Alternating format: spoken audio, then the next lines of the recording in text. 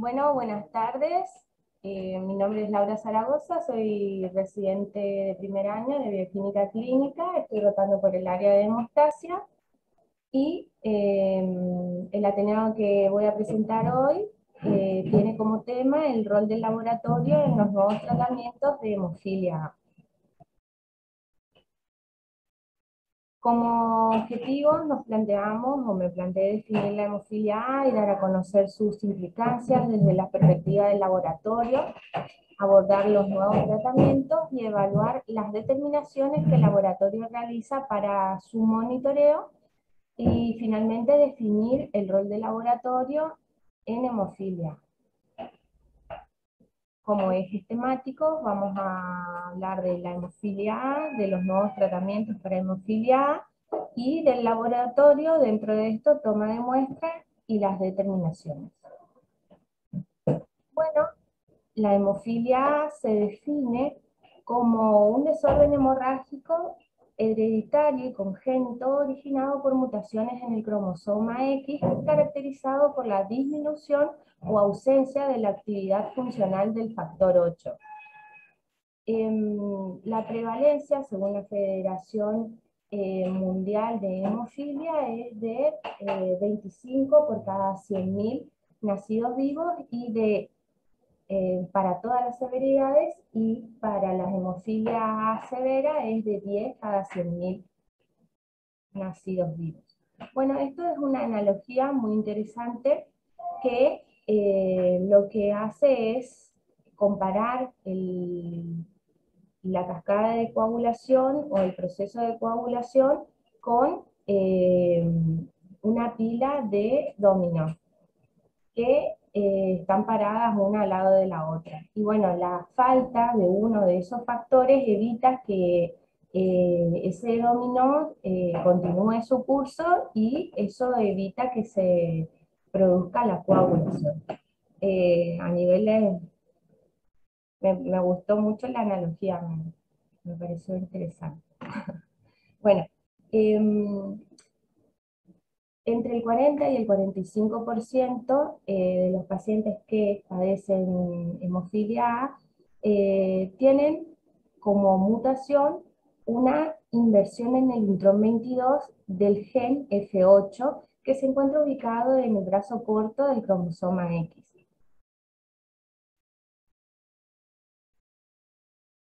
Bueno, respecto a cómo se transmite, vamos a tener diferentes eh, formas de transmisión de acuerdo a quiénes son los participantes de esta transmisión. Y va a depender principalmente, obviamente, de los padres, o sea, quiénes nos heredan los genes. Si nosotros tenemos un padre sano y una madre portadora, entonces el gen mutado lo va a aportar la madre.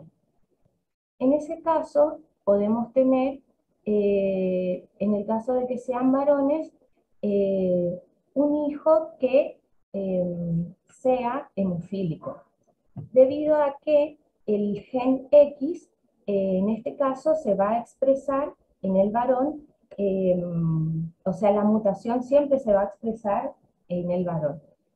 Y por cada embarazo hay un 25% de posibilidad de que este varón sea hemofílico, un 25% de que tengan un varón sano, y un 25% de que tengan una hija portadora y un 25% de que tengan una hija sana. Esta estadística es por cada embarazo, ¿sí? O sea que sí, esta familia puede tener todos hijos hemofílicos. ¿Entienden o no se entiende la referencia? Bueno, otro de los casos es que el padre sea hemofílico y la madre sea sana. En este caso va a ser el padre el que aporte los genes, el gen X mutado. En este caso, como sabemos, en la disgregación los hombres no van a obtener el gen X del padre, van a obtener el Y solamente. Entonces los hijos varones van a ser sanos, mientras que las hijas mujeres van a ser portadoras, siempre y cuando la madre sea sana, ¿sí?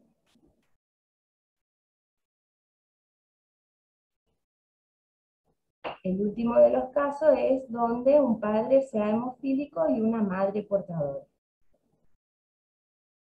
En este caso son los dos padres los que van a aportar los genes. Y la probabilidad de que tengan un hijo hemofílico varón es del 25%, pero también acá hay un 25% que por cada embarazo tengan una hija hemofílica. Es decir, que si vamos a sacar el tema del sexo, hay un 50% de probabilidad de que el hijo nazca hemofílico y un 25% de que sea portador y solamente un 25% de que sea sano.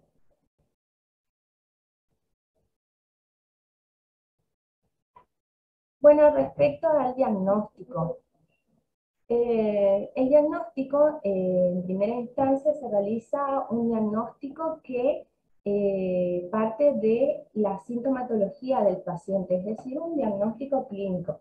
En este caso, lo que va a ocurrir es que el paciente va a presentar hemorragia, que más adelante vamos a evaluar qué tipo de hemorragia y según esas hemorragias que presenta, se va a clasificar la hemofilia en severa, moderada o leve. Bueno, en el caso de los neonatos es importante evaluar al neonato. Va a presentar, por ejemplo, hematomas en la parte de la aplicación de la vitamina K.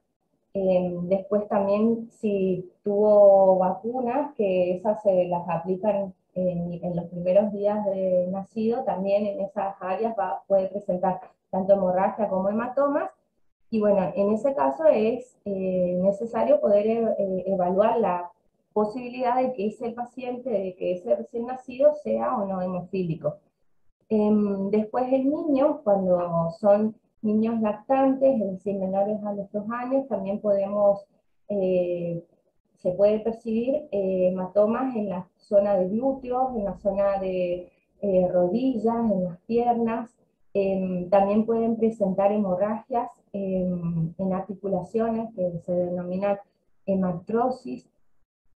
Bueno, ¿y qué pasa con el laboratorio? En el caso del laboratorio, lo que va a ocurrir es que a partir de que se puede apreciar esa sintomatología en el paciente, los análisis que el laboratorio realiza son justamente los de hemostasia. Entonces, en este caso, el paciente va a presentar un TP normal y un APTT que va a estar prolongado, que tiene la particularidad que va a corregir cuando se lo mezcla con plasma normal. Luego lo que se hace a grandes rasgos es o sea, esto es una generalidad, es un diagnóstico en general, es lo que generalmente se hace en el laboratorio de hemostasia. Bueno, después lo que se hace es la determinación del factor o de la cuantificación de la actividad del factor 8. Si es menor al 40%, entonces se tiene que hacer un diagnóstico diferencial con lo que sería la enfermedad de von Willebrand, que es la deficiencia del factor de von Willebrand. También usando el factor de von Willebrand. Y también, obviamente, en la actividad, otro diagnóstico diferencial que se puede realizar es usando el factor 9 para diferenciarlo con hemofilia B. Bueno, otro tipo de diagnóstico es el diagnóstico precoz. Este diagnóstico se da en pacientes que tienen antecedentes familiares. Lo que se realiza es la toma de muestras de sangre del cordón umbilical y se lo toma con anticoagulante, con citrato, 3,2% en la proporción eh, 9:1, y lo que se realiza es el dosaje de la actividad del factor 8, la cuantificación de la actividad del factor 8. Eso se da en caso de que el bebé o el recién nacido tenga antecedentes familiares de hemofilia. Bueno, otro tipo de diagnóstico es el diagnóstico molecular. Acá lo que se busca es justamente la mutación del gen. Y finalmente otro de los tipos de diagnóstico es el prenatal. El prenatal es un diagnóstico que se da por biopsia de las vellosidades coriónicas en la semana 9 a 11. Después, en la semana 20, se puede realizar una amniocentesis. Bueno, ¿qué pasa? Debido a las manifestaciones clínicas que presentan estos pacientes, como ya había mencionado, la hemofilia se puede clasificar en leve, moderada o severa. ¿Qué es lo que con qué se tienen que quedar ustedes? A ver si se puede ver el mouse, sí. Es la actividad del factor. ¿En qué momento se considera leve? Cuando la actividad del factor es de 5 a 4%. En este caso, perdón, 5 a 40%, claro, porque era menor a 40. En este caso lo que va a pasar es que las manifestaciones clínicas eh, van a ser importantes ante traumatismos o cirugías. Después, las hemorragias espontáneas van a ser poco frecuentes y la localización del sangrado eh, puede ser también en músculo, en articulaciones, en piel, en mucosas y en tejidos subcutáneos. Estos pacientes, por más de que se denominen leves, son muy importantes y la mayoría de los pacientes presentan, eh, es, es muy difícil diagnosticarlos en una primera instancia, porque presentan justamente estas manifestaciones de forma esporádica, ¿no? De forma eh, esporádica, sí, no las presentan todo el tiempo. Sin embargo, son hemofílicos. Eh, Entre la severa y la moderada se encuentra la mayor frecuencia, o sea, la mayor cantidad de pacientes que presentan una actividad del factor siendo moderada del 1 al 5% y severa cuando tienen una actividad del factor menor al 1%. Si es moderada, van a tener hemorragias espontáneas ocasionales. También van a tener hemorragias prolongadas ante traumatismo y cirugías menores, y las hemorragias espontáneas van a ser poco frecuentes, pero las pueden tener. Si estamos hablando de un paciente con hemofilia severa, lo más importante acá es cuando tengan estas hemorragias espontáneas, porque lo van a tener de manera frecuente. Eh, bueno, eso básicamente. Respecto a lo que sería tratamientos. Bueno, en la actualidad los tratamientos con los que se cuentan son concentrados de factor de coagulación. En este sentido podemos tener factor 8 fraccionado del plasma o factor 8 de vida media extendida, factor 8 recombinante. También podemos tener anticuerpos monoclonales miméticos del factor 8 y estos concentrados de factor 8 se los, em, se los da al paciente a través de transfusiones, se los provee al paciente a través de transfusiones. Otros derivados del plasma van a ser crioprecipitados. En este caso, los crioprecipitados están desaconsejados y se los utiliza solamente en el caso de una urgencia o de no tener otro tipo de tratamiento. Otros tratamientos pueden ser la desmopresina y los antifibrinolíticos, como por ejemplo el ácido tranexámico. El ácido tranexámico tiene la desventaja de que no se puede utilizar cuando el paciente está con hematuria. Bueno, esta clasificación es de lo que se denomina eh, factor 8 de vida estándar. Estos factores o recombinantes de vida estándar se clasifican en generaciones, en primera generación, segunda generación y tercera generación. Esta clasificación se da según si según si se utiliza proteína de origen animal o humano durante su manufactura o eh, bueno, perdón, su formulación final.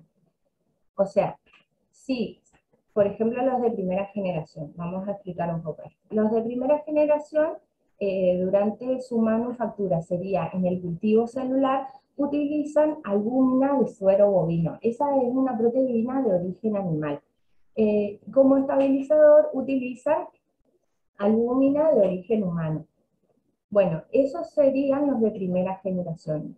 Después están los de segunda generación que utilizan para su manufactura dentro del medio de cultivo o el cultivo celular proteína de origen humano y sacarosa como estabilizador. Mientras que los de tercera generación no utilizan proteínas de ningún origen. Lo que utilizan son bueno, en algunos casos, bioingeniería, que, por ejemplo, es un factor 8 de simple cadena. Y no utilizan, como ustedes ven, proteínas de ningún origen, ni en el medio de cultivo, ni en el estabilizador. Los más importantes o los que se utilizan acá en Argentina son Advait, Novoeit y Cobalti. Si no entienden algo, me paran y me preguntan. Bueno, y sobre todo en inglés. Bueno, respecto a los nuevos tratamientos, vamos a tener productos de vida media extendida. ¿Qué son los productos de vida media extendida? Bueno, van a ser factor 8 recombinante que van a estar conjugados con moléculas de alto peso molecular, como por ejemplo va a ser la albúmina. En este caso lo que se hizo fue aprovechar la vida media de la albúmina, que es de aproximadamente 16 horas. Después, otras moléculas de alto peso molecular es el polietilenglicol, que en ese caso se llama factor 8 pegilado. En este caso le da una protección contra las proteínas, ay, esperen, contra las enzimas proteolíticas. Y después otra forma de conjugar es con la fracción cristalizable de inmunoglobulina humana, aprovechando la unión al receptor FC. Ese receptor de FC lo que va a producir es una protección del factor 8. Se llama receptor FC neonatal, se llama. No, neonatal era. Sí, FC humana, claro, pero que aprovecha justamente la presencia de un receptor que produce el alargamiento de la vía que nosotros tenemos naturalmente. Después, lo otro que se puede producir es un factor 8 recombinante. Este factor 8 recombinante de simple cadena se denomina, lo que hace es unirse al factor de von Willebrand y así aumenta su vida media. Ya vamos a ir viendo. 16 horas para este. ¿Sí? Bueno, dentro de las ventajas que podemos encontrar es que se reduce la frecuencia de inyección de 2 a 4 por semana a 1 a 3 por semana en pacientes con hemofilia A. Otra de las ventajas es que mejora la calidad de vida y disminuye, o sea, hay menor ausencia laboral y escolar en el paciente. Su vida social mejora debido a que su tratamiento es de menor frecuencia.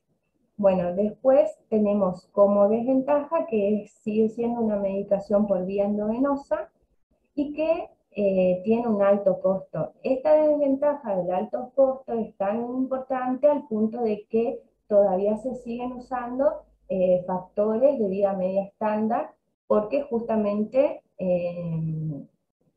al evaluar las ventajas que puede tener el paciente y lo que sale, los factores de vida media extendida eligen el costo. Entonces se siguen usando los factores de vida media estándar.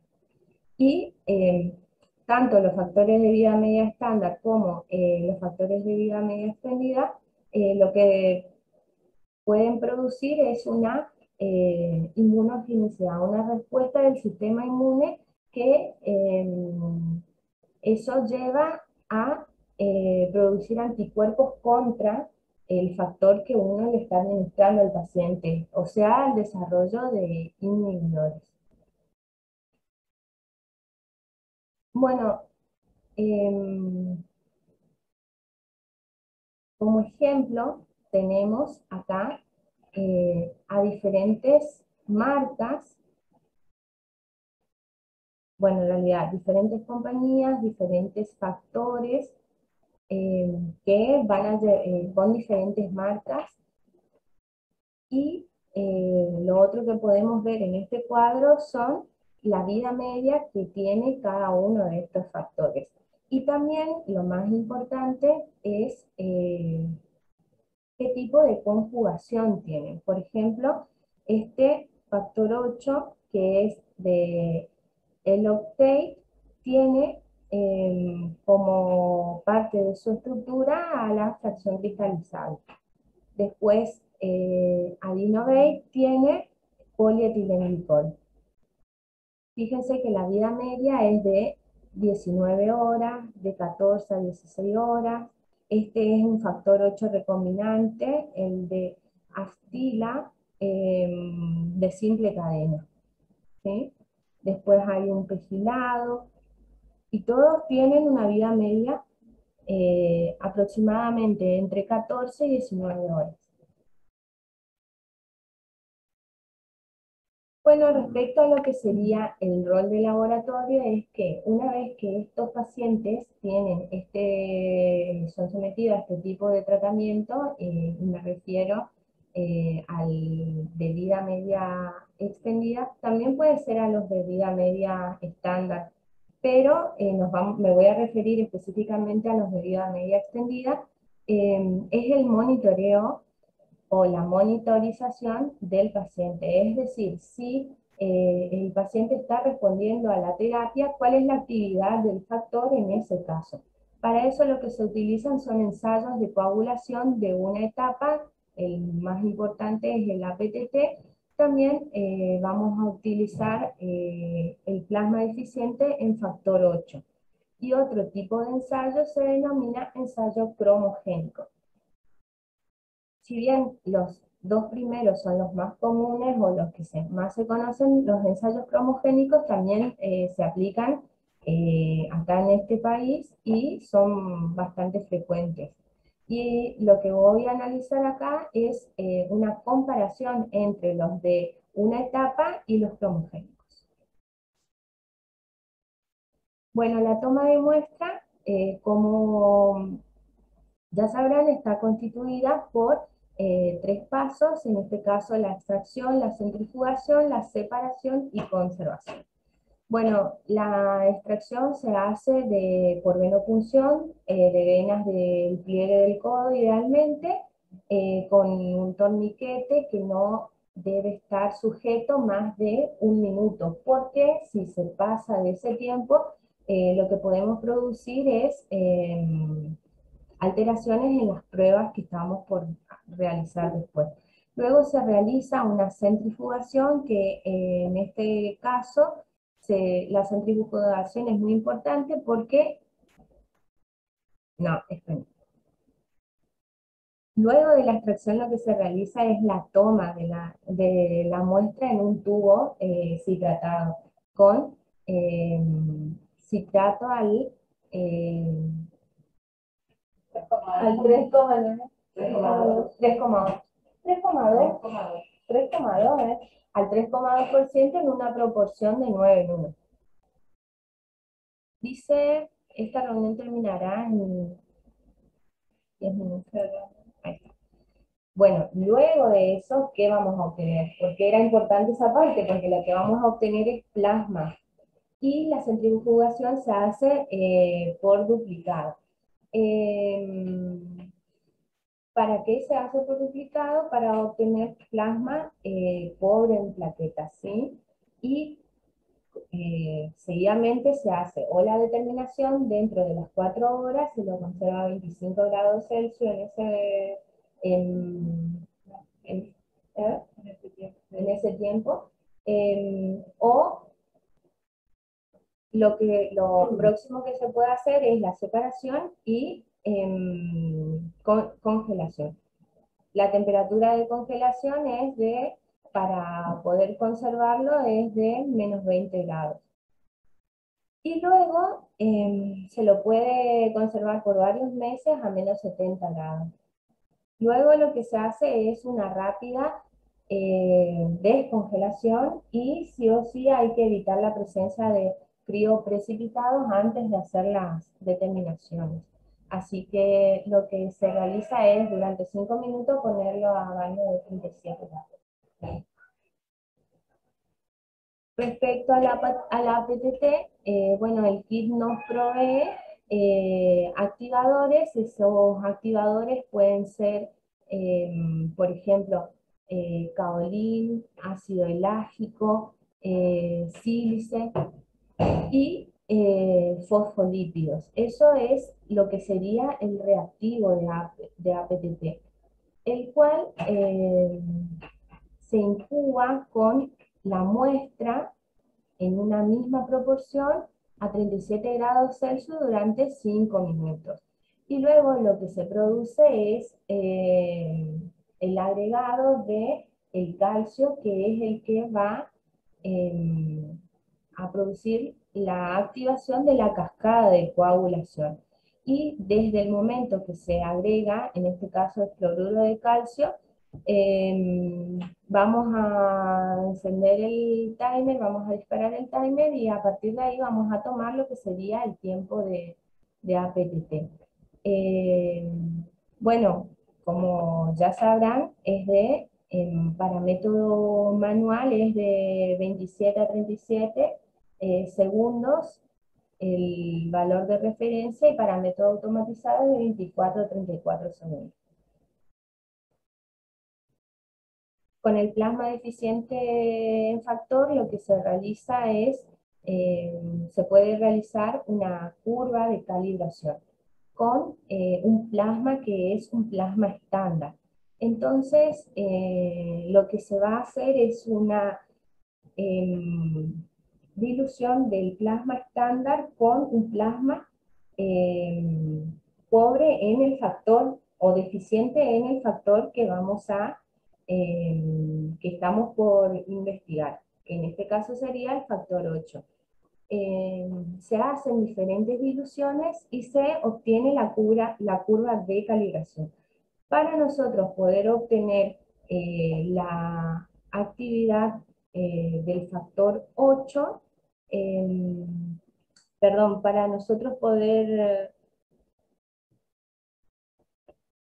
comparar con el plasma del paciente, lo que se hace es, se hace el mismo procedimiento con el plasma del paciente y se lo extrapola. En este caso lo que vemos es que en el análisis de datos es que la curva estándar y la curva de prueba son lineales. Cuando pasa esto, lo que habíamos visto era que no existe la presencia de un inhibidor. Entonces lo que se evalúa acá es que evidentemente hay una deficiencia de factor. Si no, esta curva va a tener no va a tener una linealidad. Y entonces en ese caso vamos a estar en presencia de un inhibidor. Bueno, otro de los métodos que se realizan es el ensayo cromogénico. En la primera etapa del ensayo cromogénico, lo que se realiza es la activación del factor 10, donde se le provee al plasma de prueba, se llama, todos los factores para que se active el factor 10, y luego en una segunda etapa se mide la actividad de ese factor 10. Y en ese caso se hace a partir de un sustrato que es un cromóforo, perdón, que se va a unir a lo que sería el factor 10 activado. Luego lo que se hace es medir esa fluorescencia, y eso es directamente proporcional a la actividad del factor 8, ¿sí? Porque el factor 8 tiene como función activar justamente al factor 10. Es decir, por ejemplo, si acá la señal es baja, tenemos una baja actividad del factor 8. Si la señal es alta, tenemos una alta actividad del factor 8.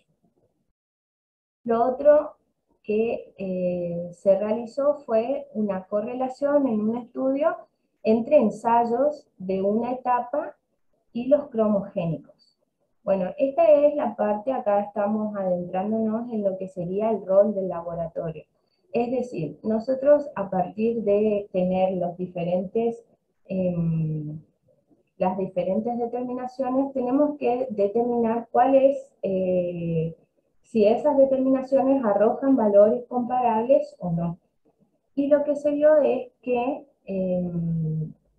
los ensayos cromogénicos arrojan valores mucho más elevados de actividad del factor 8 que los ensayos en una etapa. Y bueno, esto se analizó en otro estudio donde lo que hicieron fue dosar diferentes tipos de factor 8. Por ejemplo, acá tenemos el factor 8 recombinante de fragmento cristalizable, acá tenemos el pegilado, el de simple cadena, el glicopegilado, y este era otro pegilado.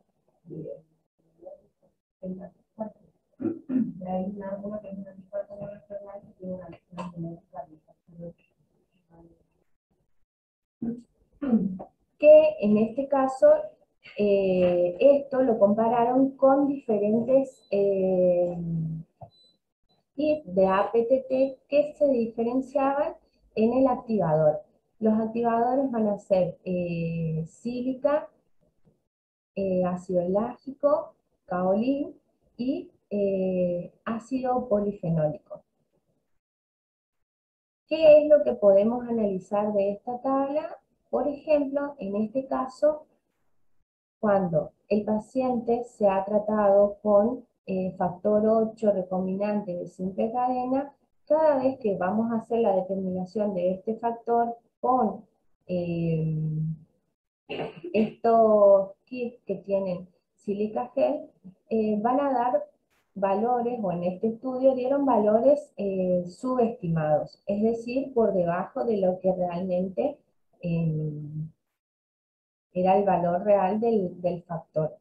Y en ese caso lo que se debería hacer es optar por un ensayo cromogénico. ¿Qué importancia tiene saber qué activador tiene?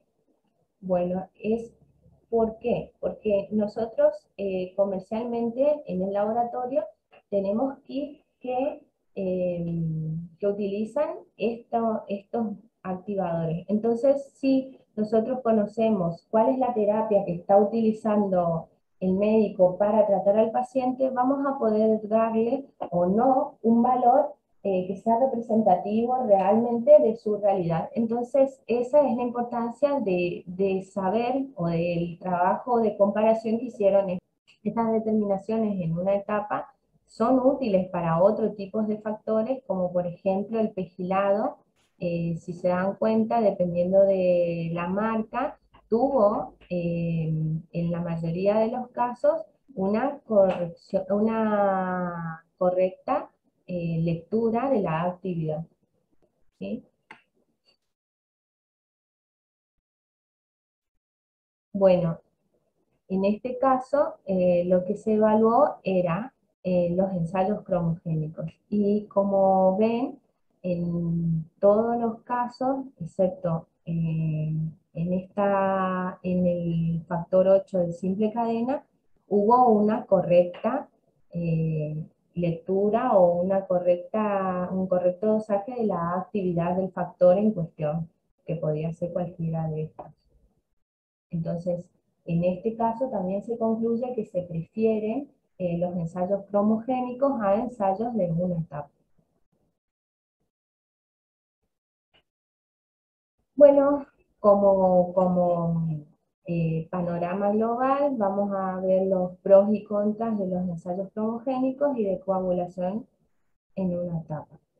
Dentro de los pros de los ensayos en una etapa, tenemos que tienen una disponibilidad de reactivos, que son relativamente baratos, eh, que se pueden ejecutar en emergencia, tienen una estabilidad de los reactivos reconstituidos bastante buena y es lo que se está utilizando actualmente. Entonces, la mayoría de las personas tienen una experiencia clínica, ya sea el médico como el bioquímico, y una familiaridad.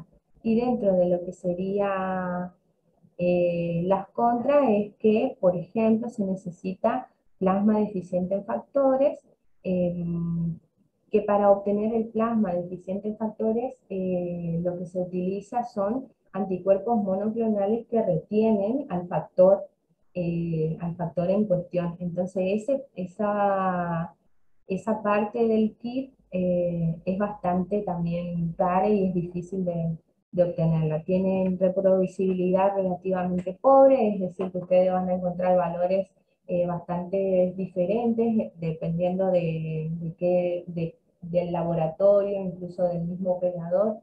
Tienen y una variabilidad bastante grande entre reactivos. Es decir, si ustedes utilizan un kit y después utilizan otro kit y hacen la medición, se comprobó que dan valores que son generalmente muy diferentes. Entonces tienen contras que son muy importantes. Dentro de los ensayos cromogénicos tenemos bastantes pros que son simples de ejecutar, son fáciles de configurar en coagulómetros regulares, son adecuados también para la emergencia, tienen una reproducibilidad aceptable, no hay necesidad de plasma deficiente en factores, y bueno, y en el caso de que haya anticoagulantes lúpicos o inhibidores, no va a haber interferencias, es decir, van a dosar igual la actividad. Y los contras es que justamente no se los utilizan con familiaridad, tienen poca estabilidad de reactivos, son costosos y hay una experiencia pobre en lo que serían los laboratorios. Bueno, esto es como qué pasa en el caso de que el paciente presente una respuesta inmune en contra ese factor 8 recombinante y se requieren otro tipo de tratamiento.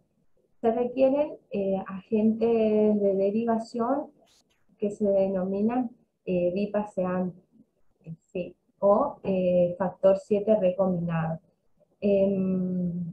Acá, estos bipaseantes tienen su nombre, que es un poquito largo, eran, son concentrados de complejo de protonina activada derivada del plasma.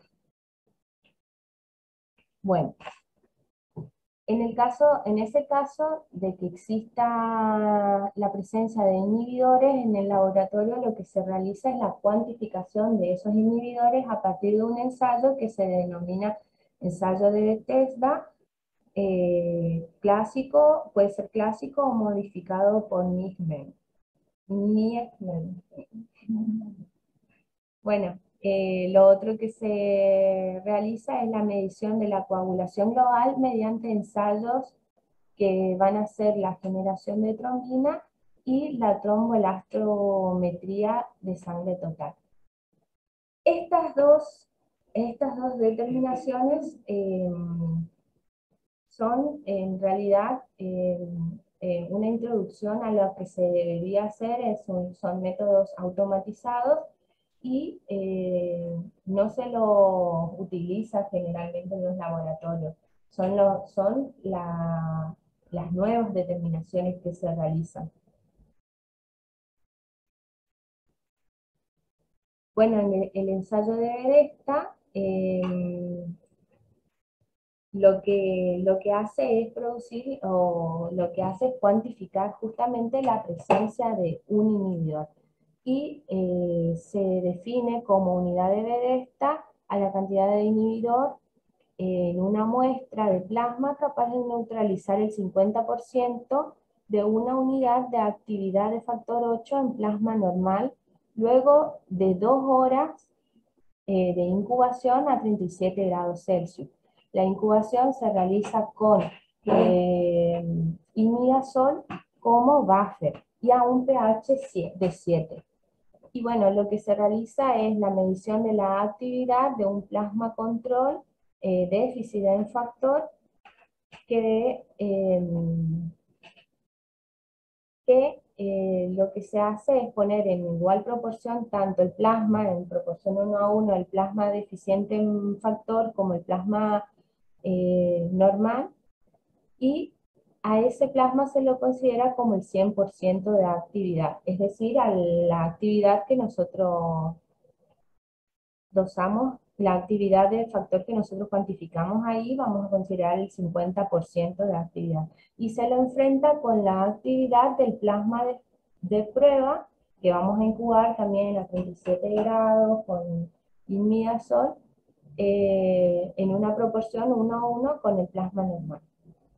Y se va a obtener el título del inhibidor a partir de también la dilución que vamos a tener. Se considera positivo un título mayor a 5 unidades de Bethesda. Bueno, la generación de trombina, lo que se hace es con un software, se obtiene lo que sería el trombograma. Este trombograma analiza diferentes parámetros. Tenemos el tiempo de latencia, que indica el tiempo hasta el comienzo de la generación de trombina, el pico máximo, que es el tiempo de cantidad máxima sería de trombina generada, y la velocidad también se puede analizar en este gráfico. También tiene en cuenta el área bajo la curva, que se conoce como potencial endógeno de trombina. Y lo importante de esta curva no es esta, que es una curva de un paciente normal, sino que cuando esta curva justamente eh, tiene, está disminuida, porque justamente los pacientes que tienen hemofilia tienen una generación de trombina disminuida. ¿Mm? Acá, por ejemplo, podemos ver el ejemplo. Y la tromboelastometría es otro tipo de determinación donde lo que se utiliza acá, diferente al anterior, es que se utiliza sangre entera, ¿sí? Y también tiene otros parámetros, como por ejemplo el tiempo de coagulación, el tiempo de reacción, el tiempo de formación del coágulo, que es este, después el tiempo de apertura, la firmeza máxima del coágulo y la amplitud máxima.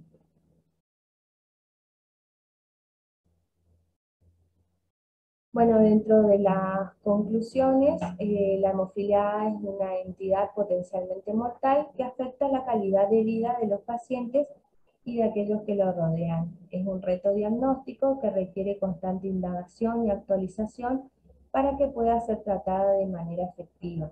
Se debe fomentar las investigaciones relacionadas con el desarrollo de nuevos productos terapéuticos que se conviertan no solo en una herramienta de tratamiento, sino también en una herramienta curativa. Como se habrán dado cuenta, la hemofilia no tiene un tratamiento curativo, ¿sí? Sino que solamente eh, es, se trata de aumentar la calidad de vida del paciente y disminuir los eventos hemorrágicos.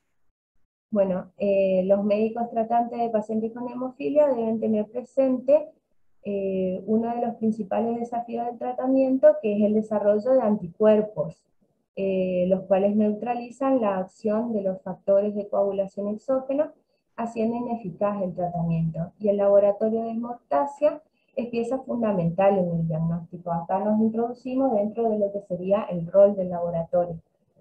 Es pieza fundamental en el diagnóstico, en el pronóstico y monitoreo del tratamiento de hemofilia, y el advenimiento de nuevas terapias nos empuja a aplicar metodologías estrictas en la implementación de sistemas de gestión de calidad en los laboratorios, generando mayor confianza en los resultados analíticos que se emiten.